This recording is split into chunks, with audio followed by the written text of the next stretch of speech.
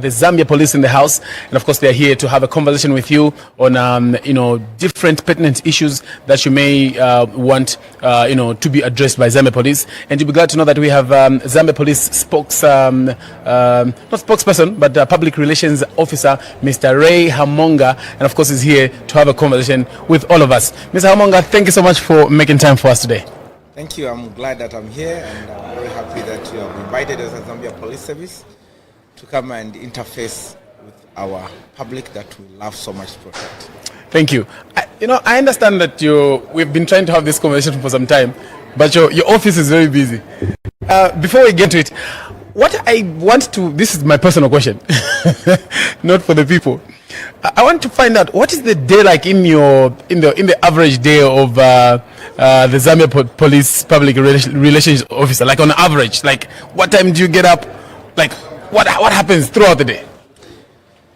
Well, it's a very crazy day. Very, very weird work-wise time. I don't really have time. I don't decide what to do at that particular time because of the nature of the work that I do. Of course, we are looking at I look at the whole country, so it depends what's happening in the country. For instance, if maybe just a riot has broken up somewhere, you have to quickly start looking at the facts and then put them together and be able to give to the nation, the nation. Even at night, so even at times you can be sleeping at 01, the phone will ring. And I give credit to my wife. She's been tolerating this for quite some time, maybe because I've been long in PR, so she's used to the nature of my job. She's very understanding that effect. I find that at times I receive calls even 01, 02, 03. So even 01, you have to be up and you have to be ready to work. Of course, at times I do statements even in 23 hours, depending on the situation that is out. Yes. Something requires for me to respond, to calm the waters or to calm the public. I have to do it just there and then. So that's the kind of work I do. Of course, now I'm used because I've been this role for quite some time. Yes. So basically, there's almost no knocking off in your office. Of course, there's no knocking off. Of course, I knock off, for instance, if I'm off duty. When I mean off duty, maybe I'm on leave. Yes. But as long as I'm in the office, there's no time for me to knock off. So all the time, my phones, I have to do my phones wherever I am. Even now, my phones are on. Yes. I'm on here, but I've just put them on silent. Because if I don't put them on, people start calling. No, the phone was off. And for your own information, and maybe I can boast that I'm amongst the few men in Lusaka that when you leave your phone at home, your wife will call, because I have two phones. Yes. Will call you and say, "Where are you? You have left the other phone." She likes peace. Yeah, of course. Whenever if I happen to forget my phone, which I rarely do, of course. Yes. If I happen to forget my phone, she'll call me. "Where are you? You have left the other phone," and she'll drive where I am, or maybe I'll drive back to go and pick the other phone. Wonderful. This a topic that I really want us to start this conversation with, where the Brigadier General incident, where a civilian disarmed him. And what I noticed is that it took almost 2 weeks before the police statement was issued. And I know that, like you have said, sometimes you issue statements even at midnight or at 23 hours, depending on how urgent it is. You're very effective in terms of putting out statements as Zambia Police and updating the nation. This particular story, in particular, it took almost 2 weeks. I wanted to know what was the delay. Okay, thank you very much for acknowledging us that we are prompt in issuing statements, which is of course very rare to be commended as Zambia Police. Most of the time, people just want to condemn the police, not realizing how much effort we put in as police officers to maintain law and order in the country. Now, coming to the issue at hand, the issue of the story, the incident regarding a Brigadier General. Yes. Of course, we acknowledge the concerns that you have raised about this delay, but what you should understand that this matter involved a highly ranked officer in the Defense Force, and of course, for us to do that, we have to follow a certain protocol. We have first of all established whether that person is really a Brigadier General in the army to start with, and also now looking at the circumstances, we have to ensure that we gather all the facts so that we don't misinform the public. Okay, so the fact that we have issued this statement, we are not when we're issuing statement, in fact, we don't rush to issue them. We have to ensure, also, first of all, that get the facts. We prioritize accuracy. Yes, as opposed to speed. I know that the media is always, most you want to be quickly issue a statement on something. We have to ensure that we get this correct and have done the machine and depends circumstances. Way efficient institution. Yes. Issue a statement you can't be going back. Oh, no, this is not what we said. No, of course. But of course, we at times we might be first in a situation whereby we might have the actual facts that you want to get. So that can also delay that. But we try as much as possible to ensure that we get the facts as much as possible, as quickly as possible, and then be able to issue the statement. Great. Let's go to Solwezi. There was also some 2-3 weeks ago, there was a police officer who allegedly shot 2 people dead before killing himself. What I wanted to find out is what measures are in place to prevent officers, whether they are on duty or off duty, from accessing firearms from the police station for personal use. Because the story is that whatever happened, this gentleman was not working. He went and got a firearm at the station and went and committed the crimes. Okay.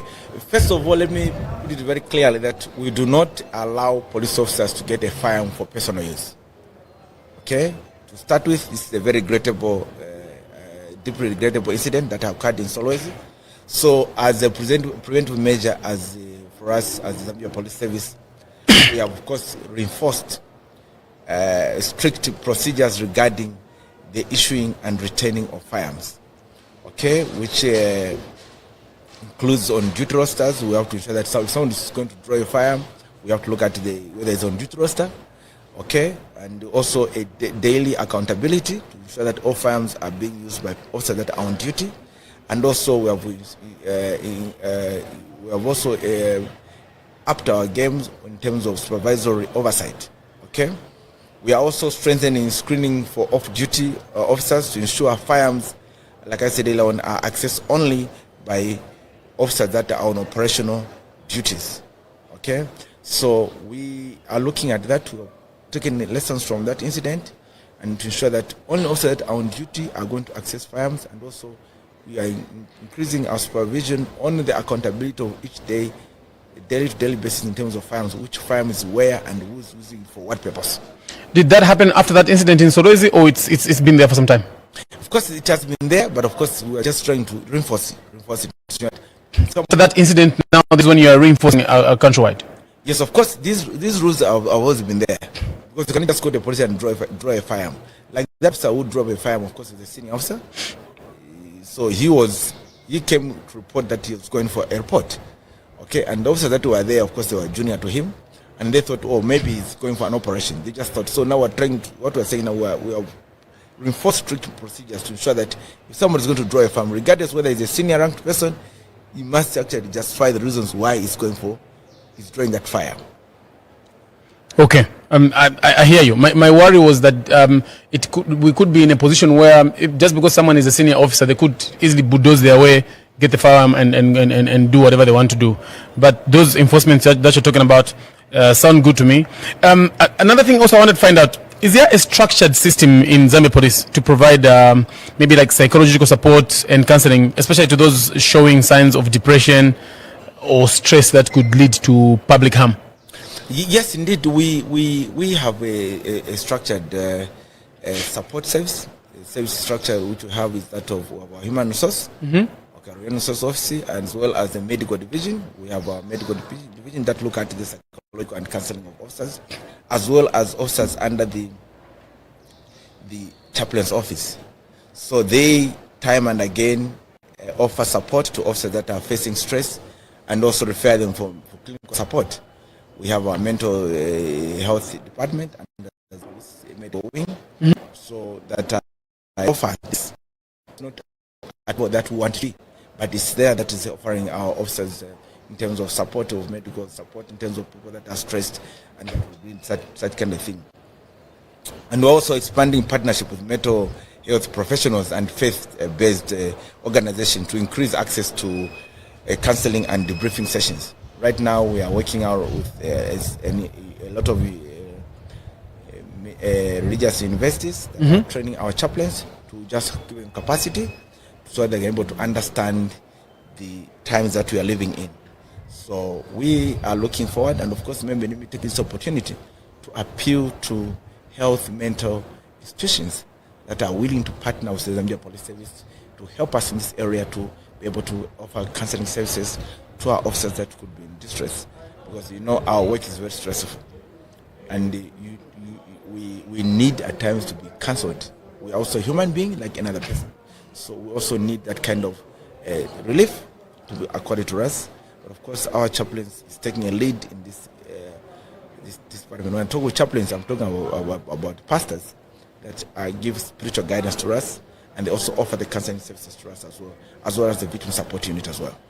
How easy is it for ordinary police officers to access these services from across the country?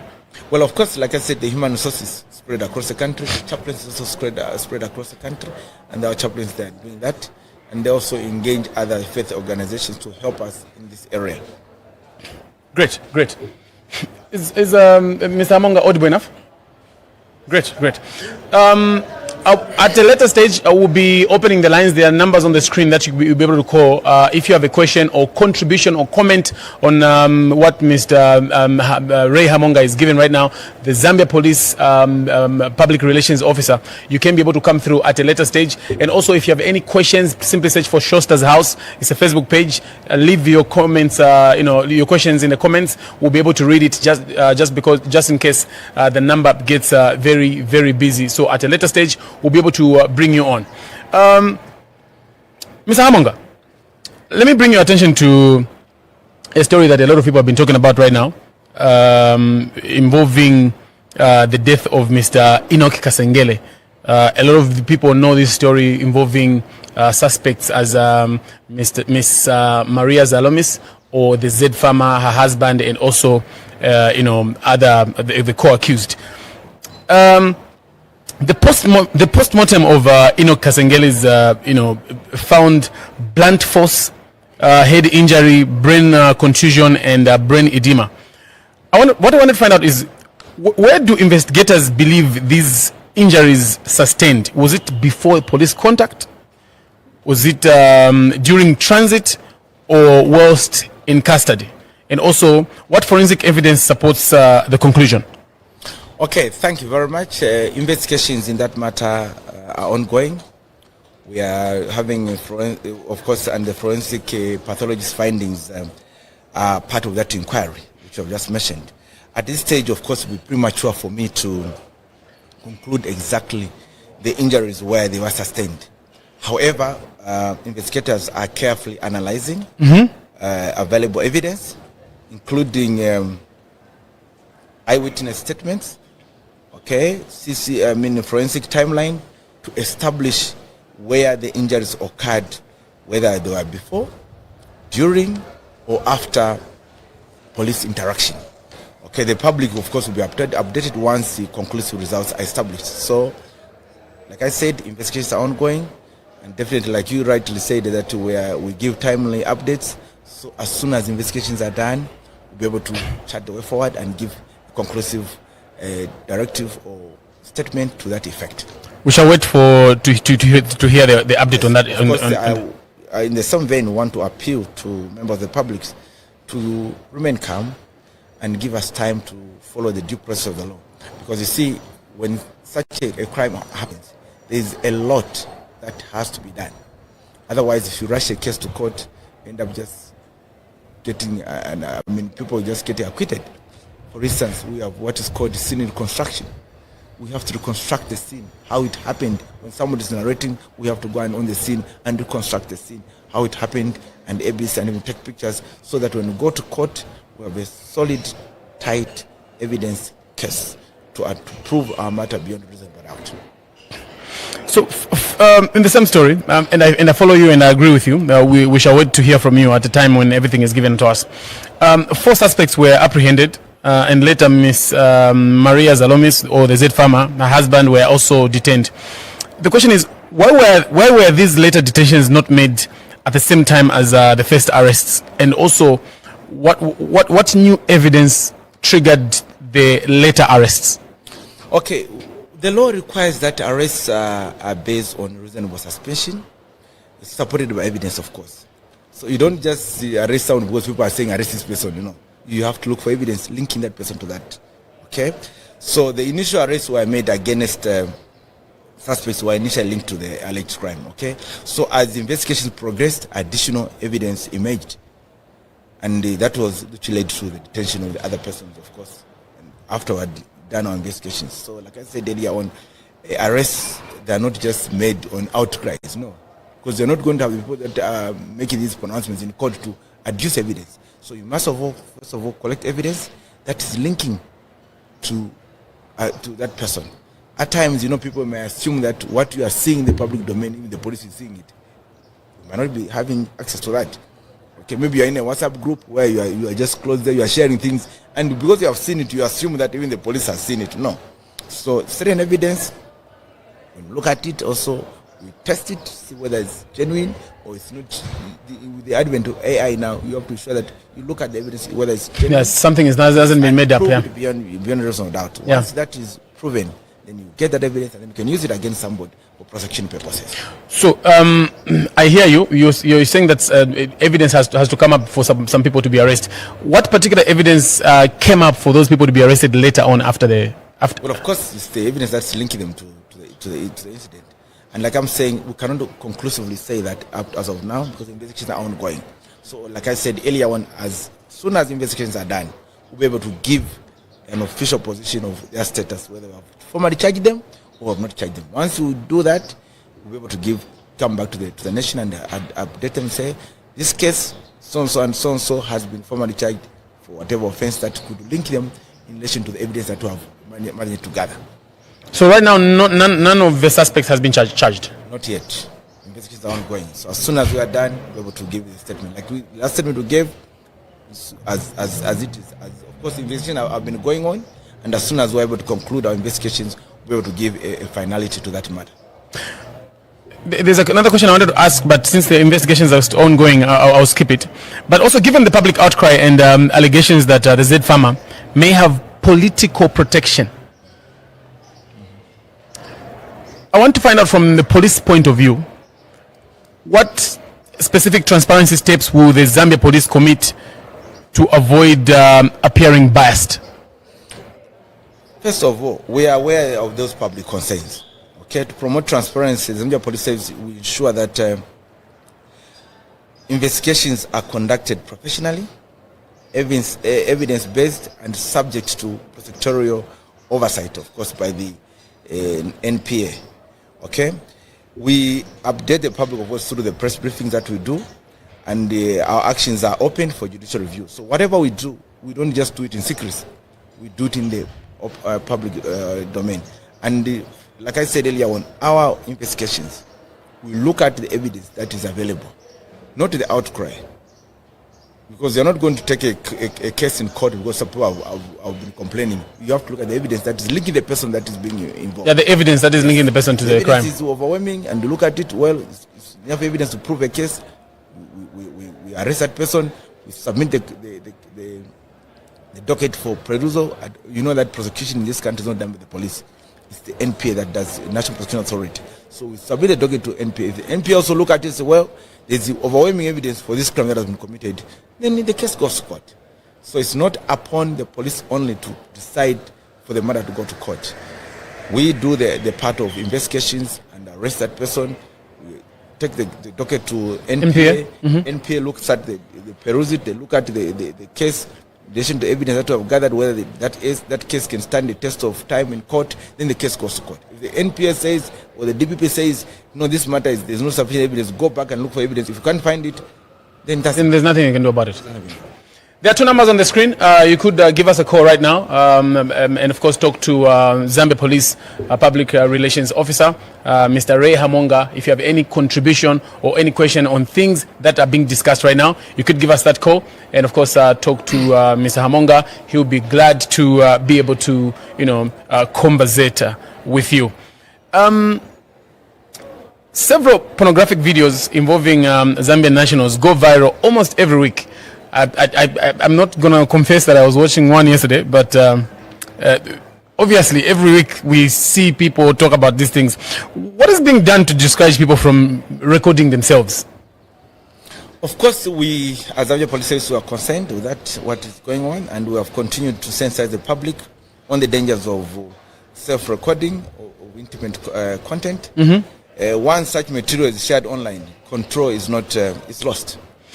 Okay, so victims, of course, they suffer irreparable damage, because once that thing goes on, you suffer psychological harm and also something that you can retract. They say that once it's online, you can't take it back. You can't. Yeah, so our message remains: please do not record yourself.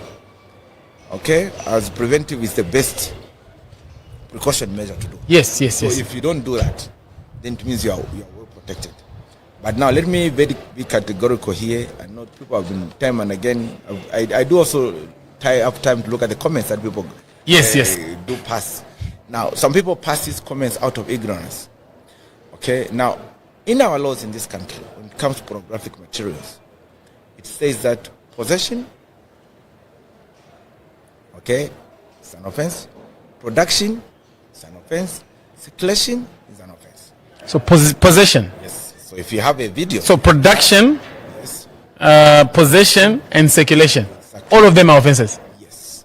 So you are just as good as the person who has produced it, because it's in the way it's couched in our laws. If you have the video, you also commit the same offense as someone who's possessing it and who's also circulating it. So, quick question. I'm in a WhatsApp group with Sianene and Rae Hamoonga and myself, and then who can I say? Somebody in the group shares that in the group. Am I also implicated? How? Of course, if you have it on your phone, yes. If you find it, you're having it, and you find that you have opened it, it means you are possessing it.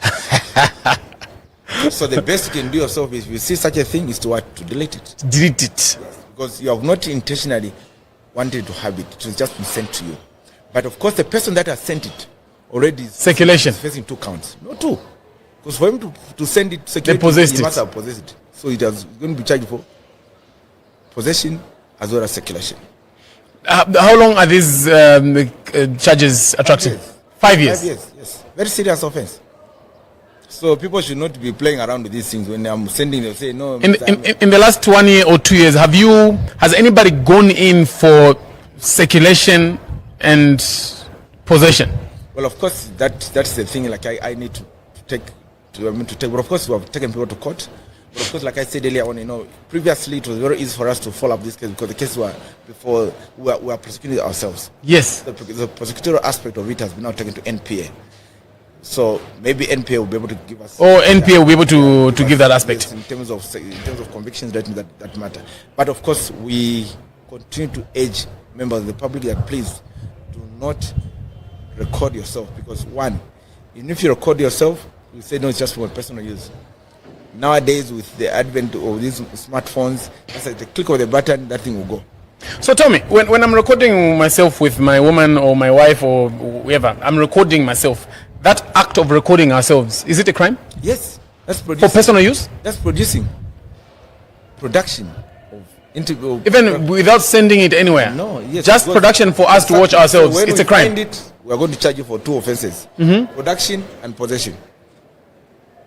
Production and possession. Yes, because you have it now and you produce it. So we are going to prove, because once we have found that you possess it, then we find out who would have produced it. Then it's you who's the producer.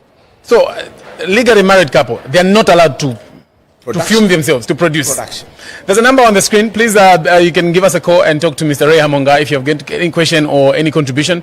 Let's see how we can have a conversation. So now, what steps are the police, in collaboration with, for instance, ZICTA, taking to address the increasing circulation of immoral and pornographic content online? Well, of course, as Zambia Police Service, we have been working hand in hand with ZICTA to ensure that we monitor and trace, as well as take down harmful content on the space, on the cyberspace. Yes. We have had joint operations just to ensure that we conduct and apprehend individuals that are circulating these obscene materials. Public awareness campaigns, of course, have been going on, just like these ones, and even on various. Sorry to cut you short. My producer says there's a caller, so can you use the headsets and talk to the public? Hi there, good morning. Hi there, good morning. Hello, good morning.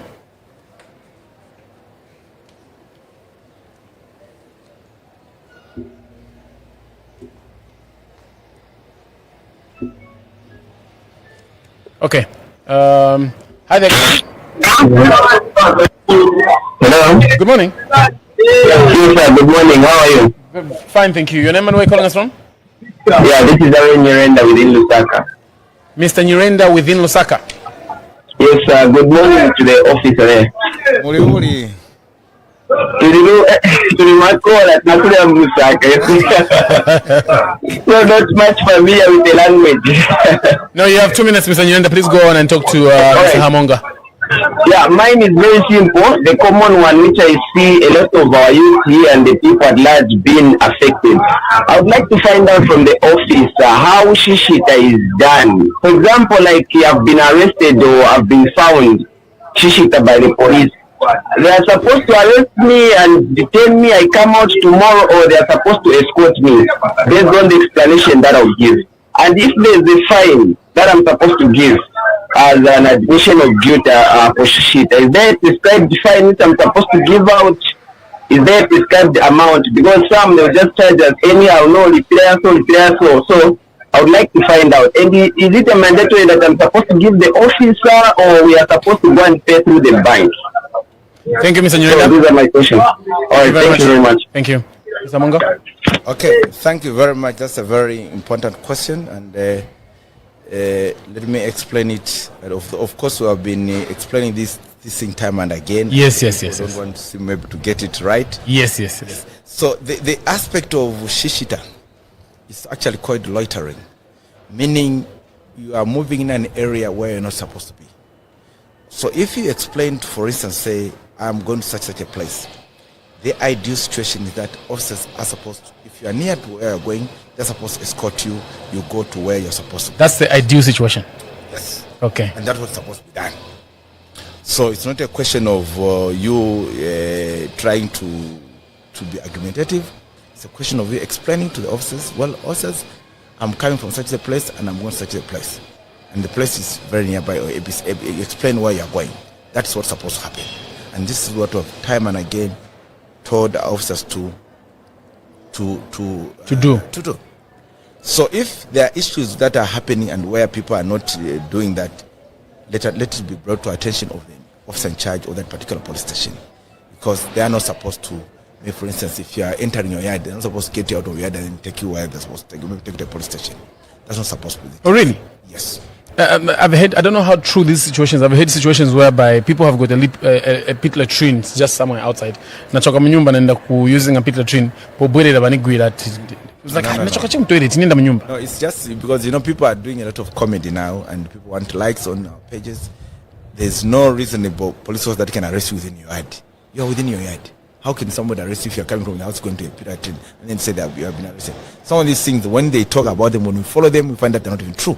Because some people are just trying to be funny and we make fun of the police, which is very unfortunate, of course. But what we are saying is our officers are we are there to protect the members of the public. Yes. So we are there to provide security. So if you are walking and then if you are patrolling and we find you, and then we ask you, where are you going? And then you explain, give us a proper explanation that you are going to such a place. We are supposed to escort you and you go. You're supposed to be escorted. Exactly. And, okay. And allow you to, allow you, even if not escort you, allow you to get to your place where you're going. Now, people that are shift workers. Mm-hmm. Yes. If you know you're a shift worker and you are operating, you are living in a locality, introduce yourself to the police. That I work such a place, and for me, I work late hours. So that even if you find you, we already got an explanation and understanding of you. You know that criminals use all sorts of excuses. Yes. They'll use an excuse, say, no, I'm coming from work, whatever, and yet they want to steal from the same locality where they are patronizing. Okay, and people who actually been complaining, say, police are not doing anything right for us. Maybe let me also finish the other. Is there a call? Yeah, it says there's a caller. Okay, maybe let me hold my thought. Hi there, good morning. Hello, good morning. Hello, good morning. Good morning, thank you. Your name and where you calling us from? This is Moses calling from Tendere. What's it? Moses? Yes. Moses, please talk to Zambia Police. Good morning, Mr. Rae Hamoonga. Good morning. What you are saying is Shishita, that's the way it's supposed to be. But our police, they are not, I don't know if they are looking just for money or what, because that doesn't happen. Immediately when they find you, if you explain whatever, they will get you and you get into the cell, you come out tomorrow morning. Even if you, has that ever happened to you where you've tried to explain to them, say, Nchoka kwaso, nienda kwaso? Yes, last time they caught me, I was in a uniform. They caught me and my house is here by the police, but they refused and I slept there. And I came out in the morning. Which police station is that? Maybe, let's have a conversation so that we can sort this thing. You are saying you are wearing uniform. What kind of uniform was that? The uniform where I wear. So now, have you introduced yourself that you work late hours? Yes, I did that. No. I mean, have you been to the police station to introduce yourself that I work late hours and I'm a late shift worker, so I knock off flight? But the time they caught me, I explained that's when I'm knocking off. No. I agree. I'm not disputing the fact that you are caught. Let's have the conversation. Listen to Mr. Hamoonga as he's asking you questions and answer them as he's asking them. My question is, have you taken time to go to the police station, like for instance, to introduce yourself that you are a shift worker and you work off late? No. Okay, great. So this is what I'm saying. I'm saying, for instance, you see, when officers are patrolling, at times they could be overwhelmed with duties, so they may not have time to interrogate you there and then to explain. That's what I'm saying. If you know you are late, you're a shift worker, there's nothing wrong for you to go to a police station and introduce yourself as such, so that you are known. Okay. So that even when they find you in the night, they will not say you are just maybe bluffing or trying to find an excuse because you have been caught.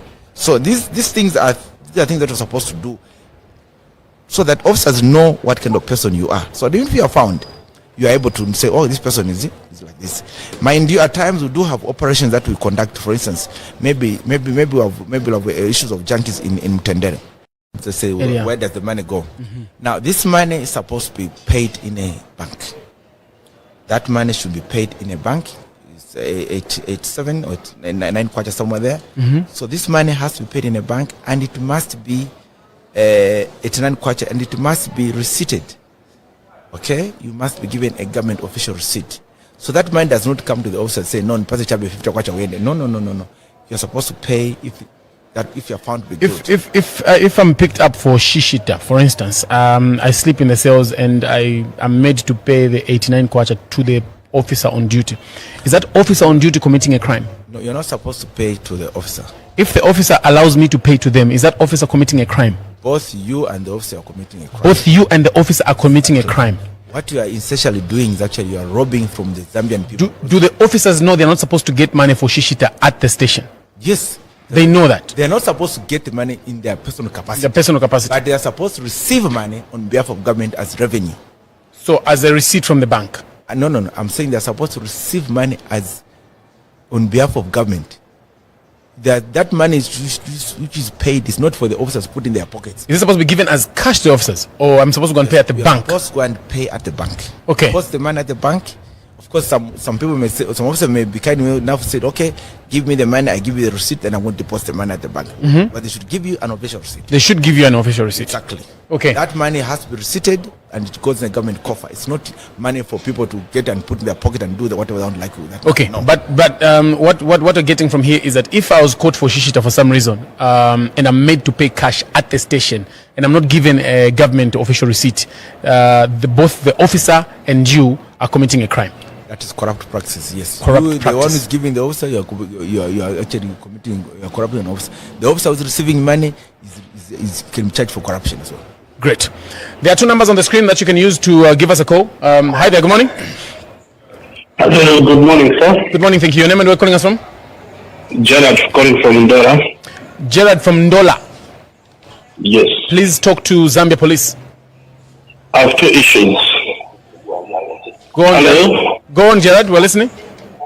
Yeah.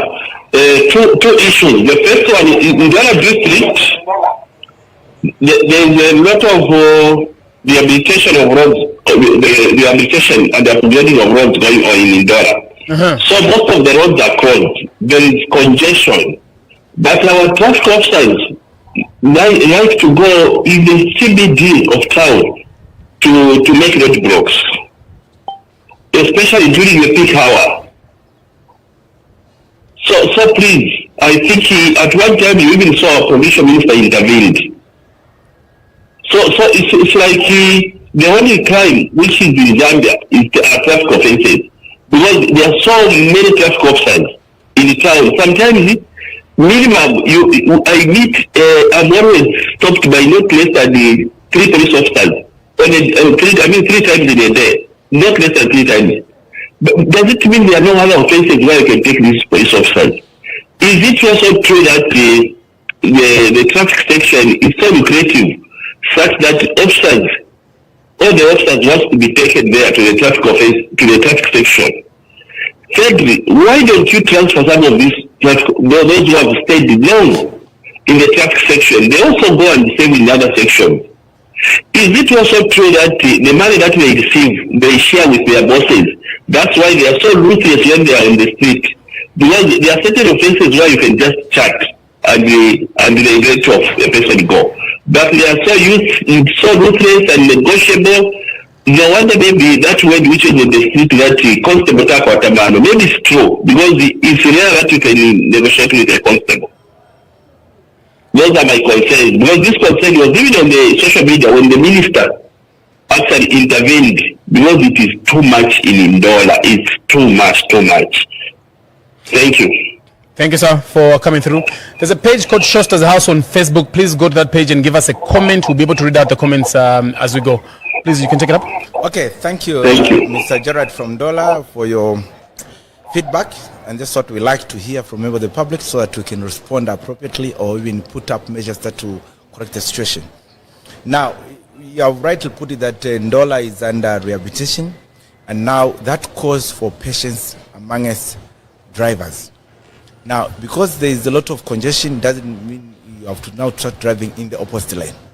Because if you're going to drive in the opposite lane, then it means you're calling for problems, and then, of course, you can be arrested and charge you for dangerous driving. You're not supposed to drive in the opposite lane. So you need to really remain patient and drive in a normal way so that you don't have accidents. Now, traffic officers going in the CBD. Now, let me make it very clear here. Jack, you should understand that traffic officers are trained to work on the road. There's no other place where you're going to see traffic officers working from. That is their office. What makes us to go on the road as traffic officers is the fact that we look at the accidents that we're having, look at the deaths that we have in our country.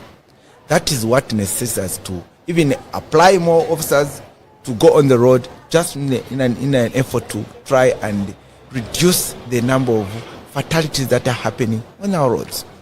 Because if you look at the statistics, they are not pleasing. They are very, very worrying.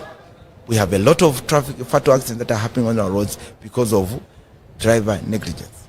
Okay, so our drivers on the road, they are not driving well. They want to be monitored. For you to wear a seatbelt, you have to see a traffic officer. But when you crash, who dies? It's you, actually. It's not the officer. And then who's being blamed? It's the police. So what do? We need to work together. It's not a question of saying when you see a traffic officer, you get upset. No, you're not supposed to get upset. The traffic officers that you see on the road actually are there to protect your life. How do they protect your life? They are there to ensure that vehicles that are not roadworthy, they are gotten out of the road. Imagine you are driving, a vehicle just comes and rams in front of you because it has a brake failure. Who's supposed to have gotten rid of that vehicle? It's the traffic officer. If he stops the vehicle and this vehicle is not stopping, we follow this person, apprehend such a person, and charge them appropriately. Maybe when we charge them, they will put more effort to repair the vehicle next time so they don't go on the road. So our traffic officers, they are not there to milk money from you. They are there to ensure that you are safe. Those vehicles that are not supposed to be on the road, they are gotten rid out of the road. Then the aspect of that traffic of course, I'll answer the issue of the CBD. So please, don't expect a traffic officer to be in an office. No. Their office is the what? It's the road. Just like the same way you like to see traffic officers during peak hours regulating traffic, and then you go. That's what they are doing. When there's less traffic, they have to do the work. They are given. I mean, that's their road. They are given instructions to ensure that vehicles that are on the road which are not roadworthy, they are removed. We have a database in this country. If we see that, for instance, vehicles, maybe we have got 500 vehicles. I'm just giving an example in the whole country, and only 100 vehicles have insured. What should we do? Should we just sit in our offices? No. Who's going to pay the indemnities or damage that these vehicles are going to cause on the road? If you are bashed as a citizen, a vehicle bashes you, who's supposed to compensate you? Is the vehicle, if a vehicle is insured, once you are bashed, the insurance will take care of your need, even having proper medical care. But if a vehicle is not insured, it's going to bash you, then it means you will not even be treated well. That is a loss of manpower. Okay, as a government, it becomes the economical drain. Now you start going to ask for social cash transfer by somebody who didn't just insure his motor vehicle. You understand?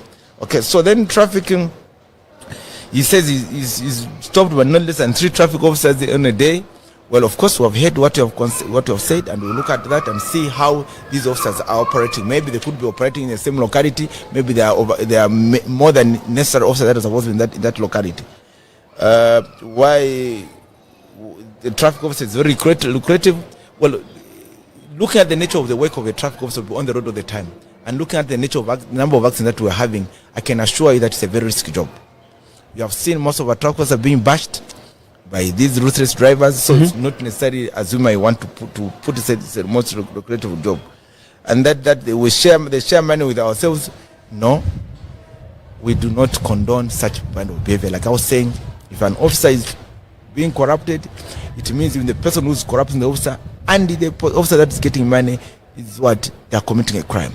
And as Zambia Police Service, we do not condone our officers being corrupt. And please, if you know people that are officers that are corrupt, bring to our attention, or you can as well go to the Anti-Corruption Commission, report them, so that they can be prosecuted and gotten rid of in our service. So I wanted to ask Ms. Hamoonga. Almost every time even when I'm just having a conversation with the police or just with the general public, this issue of Zambia Police traffic officers, sometimes they might not even suggest it directly, but like they'll give you, this is the only way I will let you go if you buy lunch or whatever. Okay, probably they'll say buy lunch or whatever. As Zambia Police, I know that you know these things happen. Are there practical measures that you do, even just within the police, to make sure that things like this don't happen on the road? Yes, we have our integrity committee. Okay, the integrity committees, we talk to these officers, and even like now I'm saying it is not right to pay money to a traffic officer. What we have done, like for instance, traffic section, we have introduced what is called direct deposit. Like you said, going to the bank. We have said if you commit an offense, let the officer give you a charge sheet and you go and deposit the money at the bank, so that there's no issue of you having to negotiate anything there. Okay? So if you have any challenges at any particular police station, please seek audience with the officer in charge. The officer in charge at the police station? Exactly. Seek audience with the officer in charge. We should not just always be armchair critics. Let's be seen to be taking action. If you, like for instance, like I said, we know somebody who's an officer is corrupt, bring to the attention of the officer in charge. So should I have confidence that the officer in charge will deal with the issue and in an unbiased way, or they'll side with their police officers? Exactly. Our officer in charges, if I can maybe bring it to another level of understanding, they're like village headmen. In that particular area of jurisdiction, they don't want also to be heard all the time on radio. No, such a place is doing this, such a place is doing this, because they're representing the IG at the local station, at the locality. So even when we have this complaints coming on, even as we ask them, no, you, what is happening in the area? I'm having these complaints. What are you doing about this thing?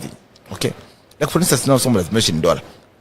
Of course, this congestion could be caused because of road construction. Yes. Because of course maybe vehicles, they're just parked in one area, and of course because vehicles are parked in that particular location, or drivers are going in the location, you know very well that most of us people who drive, if drivers let alone, they will not even move. They will just block each other.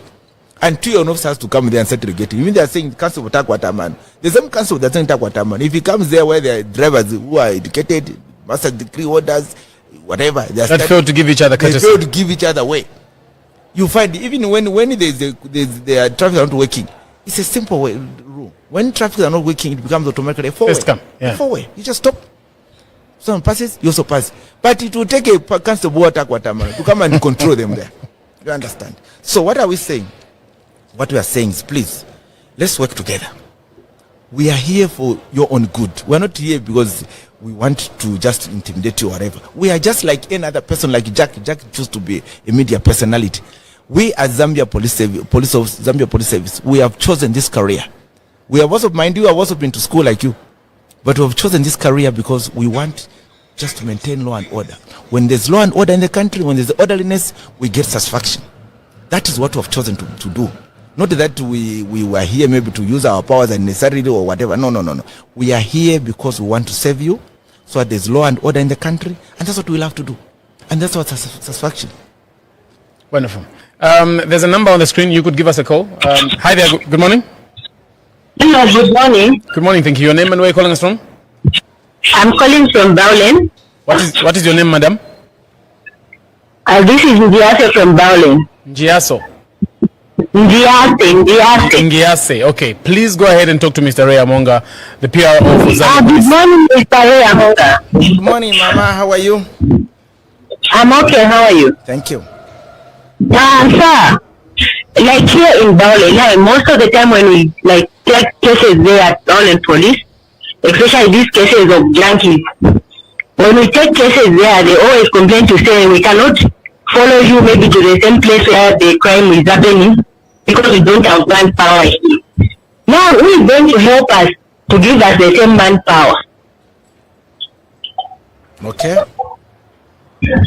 Because here in Bowling, so many crimes are happening. Like some 3 days ago, they killed a child, a young boy. The same junkie. Okay. But we've seen the same people moving around up and down. The same people made that crime. They are moving up and down. No one is doing anything. Okay. Thank you very much. Thank you very much for your question. Like I said, you can look for Showstar's House on Facebook page. On Facebook, and give us a question. There's some questions that I've seen on the page. I'm just adding one more question, Mr. Hamoonga.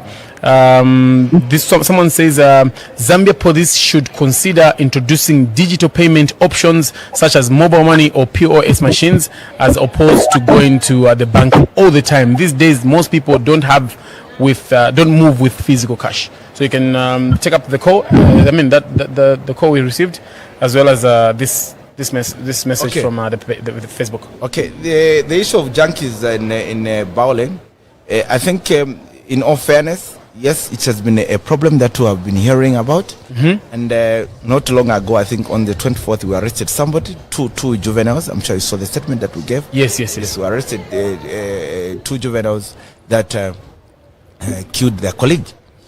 Now, alleged to have killed their colleague. Now, look. Let's be very open about this discussion. Where are these junkies coming from? People want to put a situation as if these junkies are coming from the police, and yet these junkies are coming from our communities. And the issue of junkies cannot be sorted out by the police themselves, because when you look at our laws, we arrest even a juvenile, take them to court, is what is called a diversion. The sentence that may be meted out to that juvenile is just maybe counseling, and the juvenile, you see him back in society. Yes. So meaning we are having challenges in solving this problem. So this issue of junkies, I think in all fairness, the police has done what it can do. So it is this cause for other stakeholders as well to play a part. In short, if we are going to be blunt about it, junkies are coming from homes that are literally like broken homes. We have parents now that have children who are failing to take care of their children, and then these children just roam about the street and committing all sorts of crimes and get exposed to drugs. This is the problem that we are facing. On the aspect of her complaining, say no, they are saying they don't have manpower. Mm-hmm. Now, the issue of manpower, of course, our manpower levels are not at the level that we're supposed to be. In terms of, if you look at the population ratio, yes, it's in the public domain. It's not a secret about it. But of course, when you look at the regional level, when you compare ourselves to other countries, even that have better human police ratio, we still compete with them in terms of crime. We are even others were even better than them. Okay, it's because of our nature, maybe the way us Zambians are, because we are peaceful people, and we don't take crime for crime. I mean, we don't take crime to those extent. But this can also be helped in a way, like for instance, if we form neighborhood watches. Neighborhood watches can mitigate greatly in terms of manpower. Okay, but what we do, like I said earlier on as police, is that when we see that there's a crime that are going on in a particular locality, we do mobilize officers from other stations to go in those localities and be able to ensure that this problem is dealt with properly. Okay, so the issue of junkies is of concern to us in Berlin, and please let me mention here that let's not fear to come to the police to give information relating to the junkies. We know as police that junkies have been telling people that if you report us, we are going to come and ransack your home. Even just that is enough information to come and tell us that these people are saying if you report them to you, they are going to do ABCD. Please don't mention me. Can you please investigate this matter? We are going to move in and investigate and ensure that these persons are brought to. So when people come to report to you, they can be protected? Definitely, and that's why we have all these successes. Most of these successes that we are having is because people are giving us information. The leaders, other information, will give us this person in such a place, we go there and get them. And this is what we're saying. That's the two junkies or persons that are involved in criminal activities want to use all the time. They will intimidate you and tell you that if you do this, I'm going to come for you. But we're telling members of the public, please come and tell us. Just come and tell us in confidence. Just mention that I don't want to be mentioned.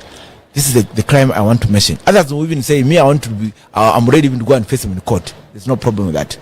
And even if you do that, and if you are facing any challenges, maybe threats from them, come and report back to us. If I come to you and say I want to remain anonymous, won't I be needed at some point to testify, maybe in court or anything? No, not at all.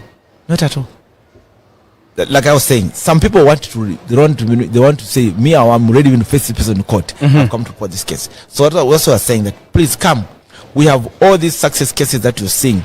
It's because people are telling us and we have not mentioned them that these are persons that have told us about this. There's a message I read why we haven't introduced POS as well as mobile payments. In fact, that is a very important question as well. Now, there is a exam portal, okay? A government service bus. Yes, please, let's utilize that portal. For instance, now I can confidently tell you that, for instance, if you are going to pay for fingerprints, okay, of course, these are modules that are being developed. Yes. Yeah, of course, because of our nature, the way the law is structured, our modules at the police are a bit different from other other ministries, and they're a bit complicated to develop.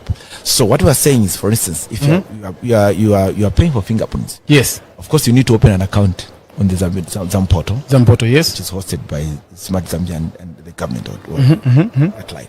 So you need to open an account there. So if you open an account, for instance, if you are paying for fingerprints, you can pay for fingerprints using that portal. Once you pay there, it will generate a receipt, of course. Then you print that receipt, you go to a police station, have your fingerprints lifted, and bring the physical copy at our either leave it at the police station or bring it to police headquarters. Once your fingerprints have been cleared, you are going to receive an email. Through your email, you're going to receive a soft copy of the clearance certificate. So using the ZAM portal, can I make payments for various? I'm saying, like I said, if you heard me, I was explaining that our modules in terms of payment are somehow different from other ministries. So, like for instance, the one I've said, the fingerprints, it has been done. You can do it. It has been actually running on ZAM portal. Yes, on ZAM portal. So if you're paying for fingerprints, like I said, the comfort of paying the fingerprints. Once you do, when you know the ordinary or previous rules, what used to happen is when you bring your fingerprints at the police station. Yes, you submit it. You wait for for it to be cleared, and then you get it. Now, the beauty of ZAM portal now is that if you pay through ZAM portal, if you have an account, of course, you open an account. You have an account, yes. You pay through ZAM portal, you submit your fingerprint. All what you need to do is just go home now. The cleared form now, it will come, you will send you a soft copy. You will not need to come and again get the physical copy that you submitted at the police station.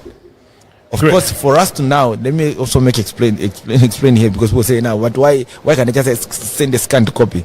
Now, because of the nature of the document that we are doing in terms of fingerprints, unfortunately, we need the physical copy, because that's why we're able to do this work properly, because we are still using the manual system.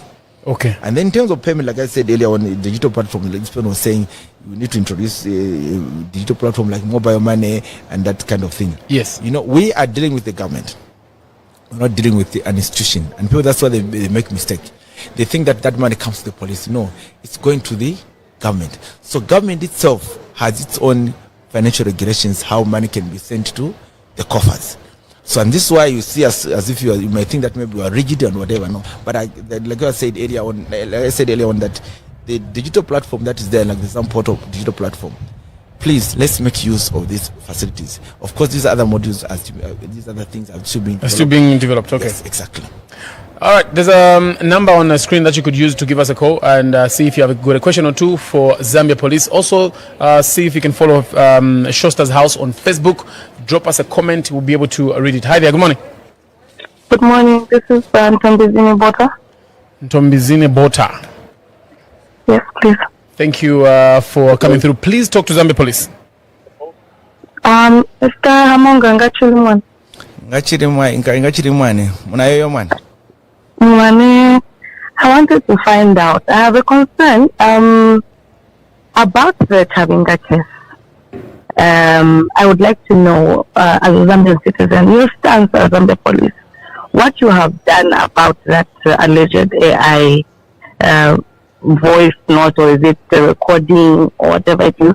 I personally don't think such a thing should have been circulating in the way that it did, and I would like to know the stance on how true that is, what has been done, have people been paid over those things, and if not, then how are you protecting the president, honestly, by allowing those things just to roam around and do a statement of claiming that it's just AI sitting like that. So maybe you can just shed a bit more light for me. Okay. Madam Bota, thank you so much for coming through. Thank you. All right. Okay, regarding that issue, of course, an inquiry files is been opened and the investigations are ongoing. Of course, we protect the president in various ways. And, of course, security of the president is not something that I can openly discuss here. Because if I say they were praying the president in such a manner, it means now I'm actually telling people how they can now attack the president. So suffice to state that investigations are ongoing, and at a later stage when investigations have been concluded, we're able to give an update to the nation. So there are some investigations on that case? Well, of course, we'll look at it. We'll open an inquiry file to look at it and find what really is behind that audio. Okay. How is Zambia Police Service ensuring accountability and transparency in the investigation of cases where police officers themselves are implicated? In regards to corruption? Yeah, corruption, murder, of course, theft. Okay. In terms of investigations related to the police officers, for instance, in the setup in our country, if a police officer commits a crime, he's arrested just like another person, and then subjected to judicial investigations, like going to court and that kind of thing.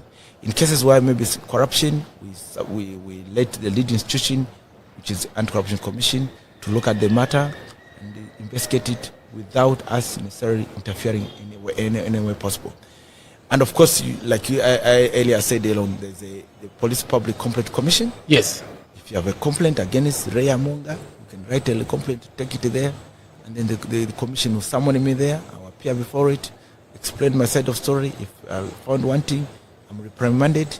Whatever disciplinary action can be taken against such an officer. Great. Hi there, good morning. Hello. Hey, good morning. Okay. Hey, good morning. Hi there, good morning. Hello. Hello. Hello, good morning. Muli Bwanji. Bwino Bwanji. Kama na mandani? Pamwaka, Paku Garden. Pamwaka ku garden. Au kambani na wa polisi Pamwaka. Rae Hamoonga muli Bwanji. Ndibwino wa mwaka muli Bwanji. Bwino, nanye nifuna ogula ng'ombe manje imwe ngati banakwanisa omugongani kumutitani scam.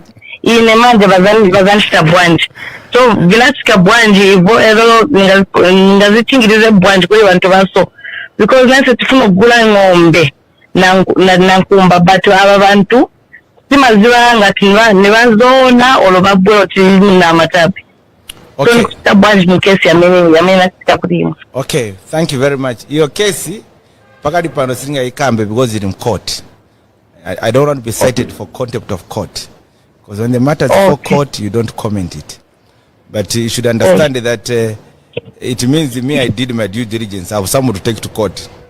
So if you are going to deal somebody, know where that person is found. Kwena pezeka, mushemuche kwena ankara. So I think anufuna complainer. Ngendo mwamutenga mwampereka kuchani mwameta ku police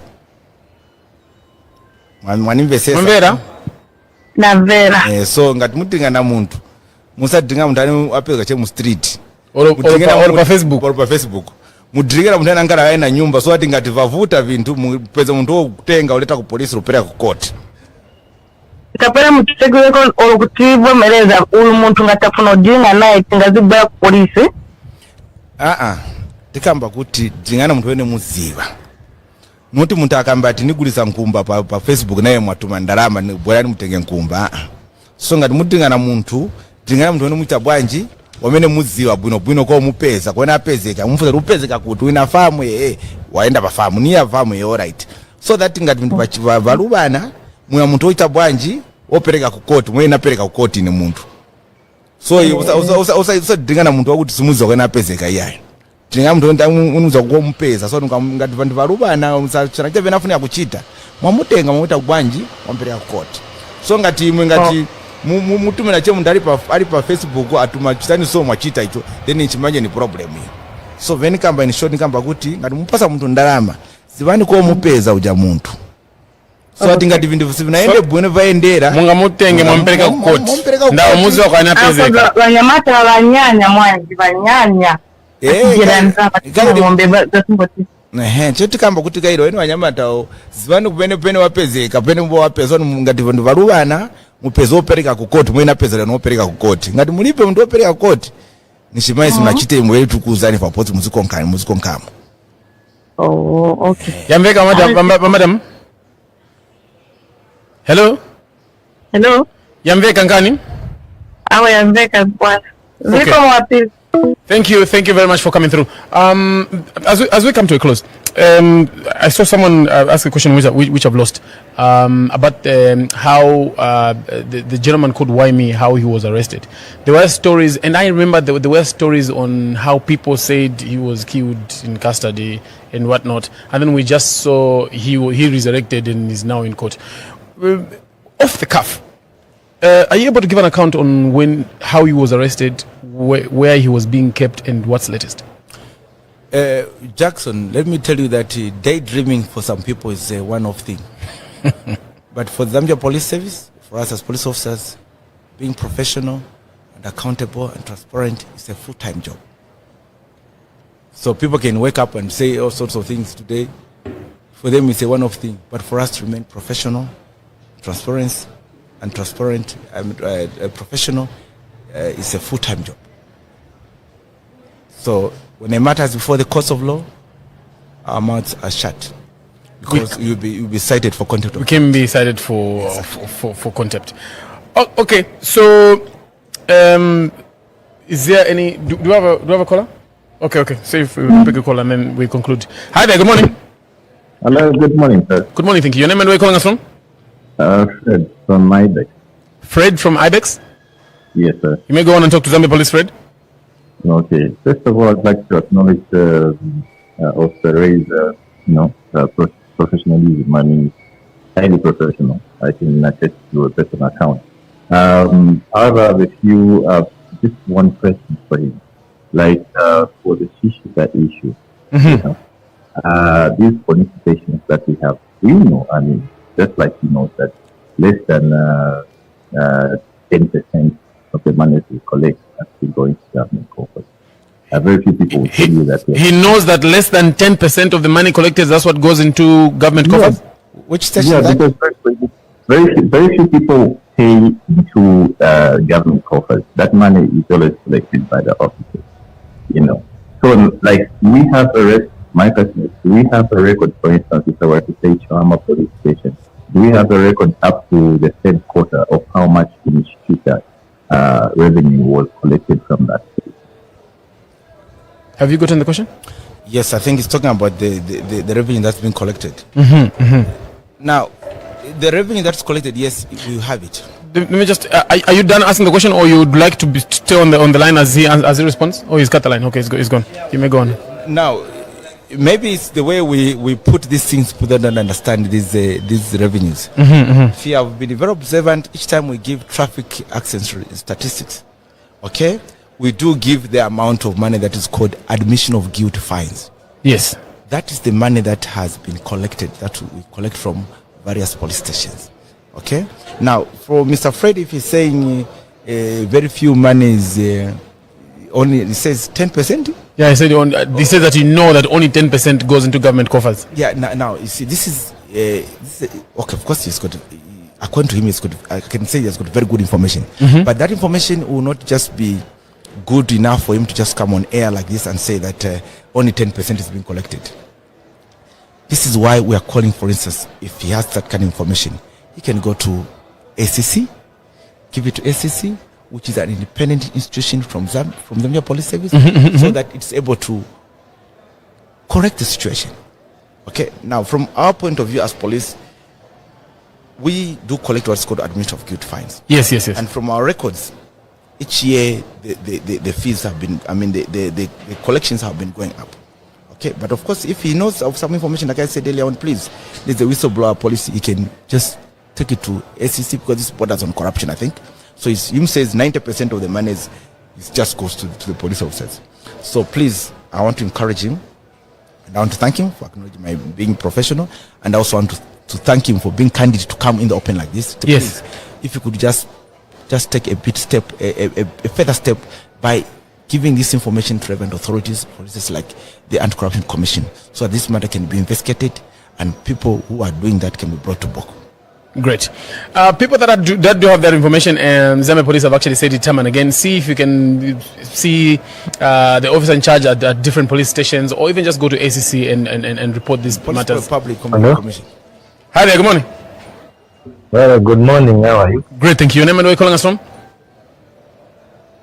This is Owen. Owen, where are you calling us from? I'm calling you from Lusaka. Okay, Lusaka. Owen, please go ahead and talk to Zambia Police. Yes, Mr. Hamoonga, how are you, sir? I'm fine, Mr. Owen. I wanted to, I'm following the program. You mentioned something like when someone is charged, when someone is caught for loitering, is called Shishita.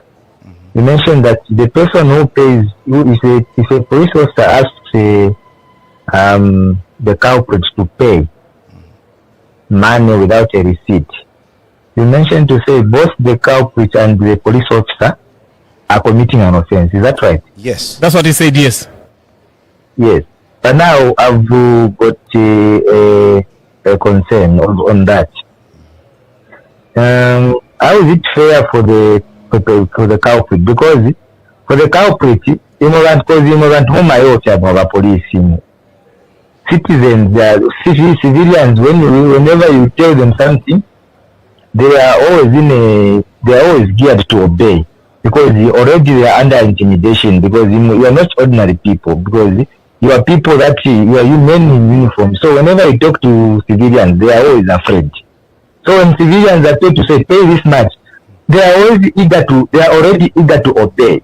So I don't see how it is fair to also include the person who has been caught for shishita and also an offender when they are asked to pay that money.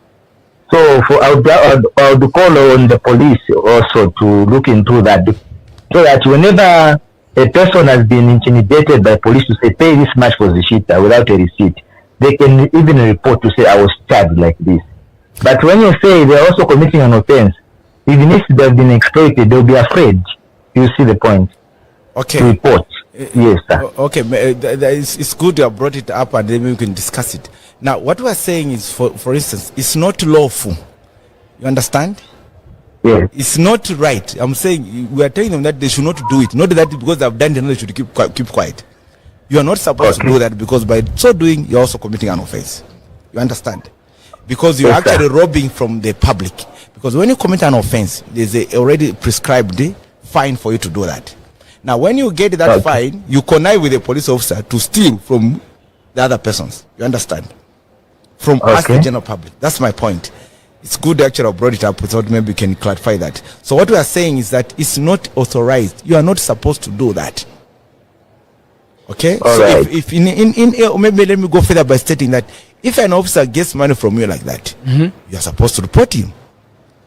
Okay. You can even go to ACC and report that this officer yesterday got me and put me in custody and I paid him this money. Meaning it shows that that officer was not catching you, or he didn't catch you because you are of Shishta. It's because he wanted to get money from you. You get the point. Mwemvera ngani yambeka? Naivera. Okay, mwachitabu na kuyekani. Then in Kuseko in question. Be quick, please. Be quick. No, give him chances. There's no other corner. Please go ahead. Please go ahead. Yes. Is it right for? Is it within the jurisdiction of the police to arrest someone for Congole? Like we've seen a situation where sometimes people they lend money from lending institutions. Those companies that lend money like Zed Loan, Unify, and other lending institutions. When people they for example they delay in payment and they prolong, is it correct right for the Zambia police to arrest such individuals? Yes and no. Yes, in the sense that, for instance, you go to a lending institution, you say that I'm going to pay back this money on today's what, 27th. You're going to pay money on 27th. 29th, the lending institution comes, the police says such a person owing got 20,000 kwacha and he has not paid. We can arrest you for obtaining money by false pretenses. The reason is simple, because you said you're going to pay the money by a particular day. Now you pretended that you're going to pay back that money. So you got in that money, isn't it? So that becomes the obtained money by false pretenses. Two, I said yes and no. No, you get money from somebody, 20,000 kwacha, you pay 10,000 kwacha, remaining 10,000 kwacha, you're not paying. That becomes in Congore now. That is civil. So for you to get the other money, you go and you can sue somebody, go to the court of law, small claims court, and get that kind of money. So if I start paying back my Congole, it drops from being yes, because I've shown that I've started paying back. Yes, just Congole. But others who are clever, I will tell you this. Those who are clever, when you bring that part of the money, they will not get it and bring to the police. Say, this person got money from me, and is part of the as evidence. Here is a part of the money that he has given. Okay. Now again, we will arrest you there, because now that person is clever. Because he knows. Because others. Just a moment. Let me clarify. Because other people, they do it deliberately. They will get 20 penny from you and then bring you 500 kwacha. They'll pay this to become civil. Others who are clever, when they get that money, they'll bring the police. This person, you got money from me, and this is part of the evidence that you got money from me. I see. You understand? Yes, Mr. Owen. Now you can go. Mr. Owen, I would like us to conclude. So please ask your last question. Yeah. Let me just conclude with the last question. You mentioned something interesting. There are these lending institutions where, for example, someone borrows the 2,000, Mr. Hamoonga, right? Somebody borrows the 2,000 from this lending institution. Then they are told to say, if you cannot pay the full amount, there is also a provision where you can pay, for example, you just pay 5,000, then for a carryover. You pay 500, you can't manage. Then if the next month comes again, you can't fulfill to pay the full amount, again just pay 500, just like that. Is just like that. Are you, if that happens, and then at some point it happens that you can no longer pay that 500 kwacha for a carryover. Are you liable for an arrest? Of course, yes, because you have pledged. The thing is this: when you pledge, make sure that you pledge for something that you can fulfill. You understand? Because once you say something which you can't do, that becomes now false pretenses. You understand? So the only way I can avoid being arrested for Congole is I have to pay something. No. Don't pledge for things that you can't do. In short, be an honest man. Be an honest person. Once there's dishonest, the issue of obtaining by false pretense comes in. Because now you are pretending that you're going to do this and which you're not. Then you're not you doing. Understand. Mr. Owen, thank you very much. No, let's clear him. It's very important. I hope we have gotten this thing clearly. Hello? Mr. Owen? Oh, it's gone. Sir, I have a question on Facebook. Please go to our Facebook page, Showstar's House, leave your question there. Why does the 911 emergency line in Zambia take so long to respond, even in urgent situations where someone is being is being attacked?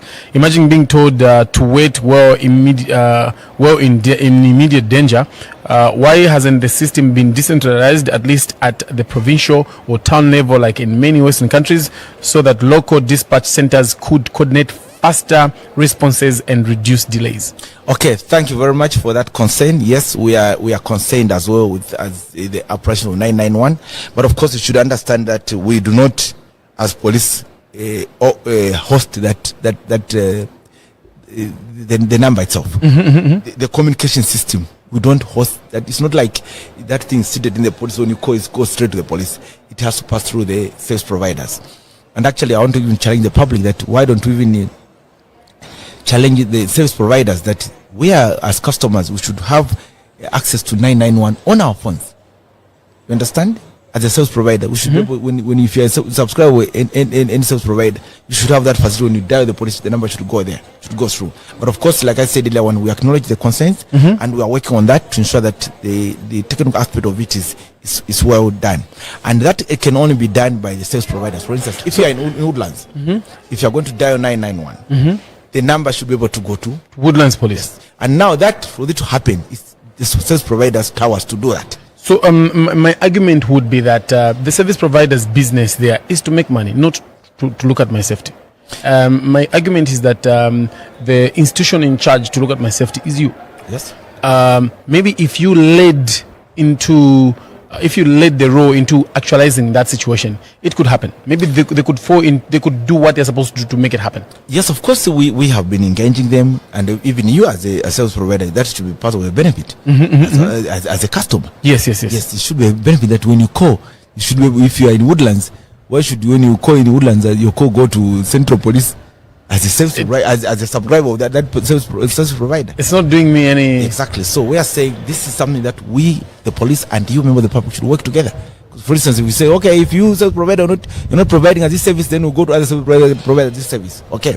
So now we are looking at that. But again, also the challenge that we have been facing is that each time people ask about emergency lines, like for instance, we tell them, okay, you can use it as an alternative also 910 in case we are failing to go through on this particular line. Now people start dialing that line, thereby congesting the same line that is meant to save the public. Okay.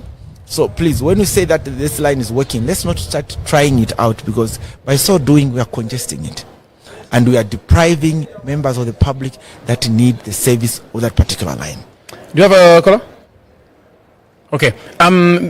Maybe we, because we don't have a caller right now. I want just to make there's a caller. Okay.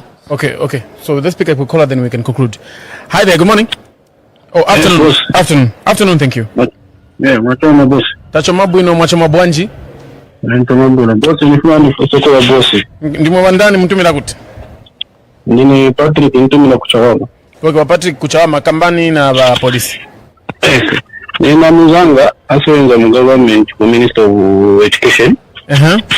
Then kuna physical situation whereby there's a certain institution ya finance institution. Nambo katinga pa payslip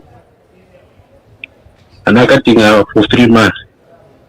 After ndago anauza kutise is your the baby no permit, but submit your forms one ku office one. Now how come you are appearing paper? Then they said no permit. So I told my friend, now maybe you can visit the police, because I think that's stealing. I don't know if you can explain to. Okay, nanga wanambwezera ndarama wanamutengena ndarama hizo. So anabweza. Banakana. Anauza kuti no permit wamene wachi wanatiweza. Wapemiki. Okay. Baje wapemiki wanamuza richani panaenda upemiki. Sanaendea kukupemiki. Akaende kukupemiki because kumangala sometimes wamuchita overpay. Mwaziva. Okay. So nga wakita overpay, you are supposed to report that overpayment so that ndrama zibwerere. For instance, we know, like for instance, maybe unkara munyumba ya government, then utenga allowance, wankara jabe. Bakazi overpay kuti utenga ndrama zeda uzingazi unkara munyumba ya government, wazambo kujua. Sometimes we will not even be getting anything. Uzambo unkara mu negative. So aende kupemiki akachecking why bakita deduct because it's a government institution. So why wamujua either member anatenga ndrama somewhere or member anatenga impress amesa na retire. So wamujua kuti wa recover ndrama za boma zicha. Hello, I need to discover that is it the employee number? Is it the ID? I don't know. It's showing me that the person that is using that name works for ZNS. Okay, your issue is not a criminal matter. I think I end up paying they will be able to resolve it there. Yeah, let them go. Paying kwa mene kuja kwa mena paying because of paying do input my deductions or whatever my inputs. So I can paying kwa to explain mushe kuti ni so asayope chaba aenda pesa yake yonse atatu akawapelekele mapesa yanga nani mwena lili aya ipesa pinangu simonzo mnijo but mwanamba unijo sema zamuza to explain mushe kuti mandani over human resource can explain to that but paying been a better person to explain mushe issue yake. Okay, boss. Thank you very much. You wanted to clarify on something? I've lost my. You've lost your thought. Okay. Oh yeah, yes. I've remembered. It was about the issue. I was talking about the issues of revenue. Yes. That's been corrected by traffic. Like I was saying that, like for instance, last year in this second quarter we collected 15,957,204 kwacha. This year, the same period, we've collected 152,450 kwacha. Meaning we have increased our revenue from last year of 2,195,000 kwacha, 210 kwacha. So please, which periods are these again? That's second quarter. Second quarter. Just second quarter, yes. So you can imagine if Mr. Fred is saying that it's only 10%, so we can have a lot of money being collected. Yes. So we are losing a lot of revenue. Please, so Mr. Fred, please assist us. If you're saying that this is just 10% of what's supposed to be collected, which you are collecting, and 90% just goes in the drain. So please be a good citizen, my brother. Assist us in this area. Report to SCC so that SCC can move in and be able to assist us. I'm sure with this kind of revenue, if it's going to be 100%, if it's 10%, then it means we have enough money for the government to even tower roads, buy medicine in the hospital, and do a lot. I also saw an allegation yesterday that I think they said 90%. I'm not sure. I think they said a lot of buses in the CBD are owned by some police traffic officers, so they are not law abiding. The allegation said that those drivers are drunk half the time, and also the roadworthiness is not up to par, but they are not policed because the owners are the people that are supposed to be policing, but they are not because they're just making money. Has that information reached you? No, I've not. I'm getting it from you now, but of course we'll make a follow-up because that is very simple. We just go to RATSA and check out the number, the names of persons that are owning those buses, and we're able to follow it up and see whether what they're saying is true. But the truth of the matter, truth be told, we have less infrastructure in terms of our buses. The infrastructure that is supposed to host this, if you look at the number of buses that we have now and the infrastructure that we have, the bus can literally fill those infrastructure and not even able, and others even spill over. And that's a fact. And that's why we are grappling with in terms of policing these buses. Because the buses are just too many compared to the number of infrastructure that is supposed to be hosting them. And that is a fact. Okay? And of course, you know the genesis of how these buses were brought in the country. If you are old enough during the MMD, when the UBZ went under, there was that policy where people were allowed to buy buses and put in the country. So people have carried on that business. And because of that, the infrastructure that we have actually is not enough to host all these buses. So that's what the problem is. So if you are thinking of buying a minibus, think twice. Because already the market is almost saturated. Wonderful. Anything you'd like to say in conclusion to the Zambian people? Yes, of course. We are very, very grateful for you to have hosted us here. We are grateful for the partnership to be to be our partner in the fight against crime. We want to just make mention to the public. Our message is very simple. We are your police, and together we can build a safer Zambia. So let's work together to ensure that our country is safe. The police is there to ensure that they're safe, nothing else. Don't listen to rhetorics that are going on. No, the police, they are corrupt. The police are doing what? Yes, we may have bad eggs amongst ourselves, but our aim is to make sure that this country is safe. And yourself, you're also safe from criminal elements. Thank you. Mr. Hamoonga, I'd like to thank you so much for your time and the interaction with the public. And as always, we appreciate your swift response. Thank you very much. I'm a servant of the people. I need to do my part whilst God still gives me life, so that at least I can leave a legacy in this country that I worked for Zambia. Amen. Amen. Amen. Amen. We've been having a conversation with Zambia Police Public Relations Officer, Mr. Rae Hamoonga. I hope and sincerely hope that some of your questions have been addressed. You could go to our comments and still leave your comments there. And of course, some, I'm pretty much sure they'll be able to take them up. And of course, we appreciate everybody who's been watching, everybody who made time to call, everybody who made time to send that message. Until next time, this has been Jackson Piri.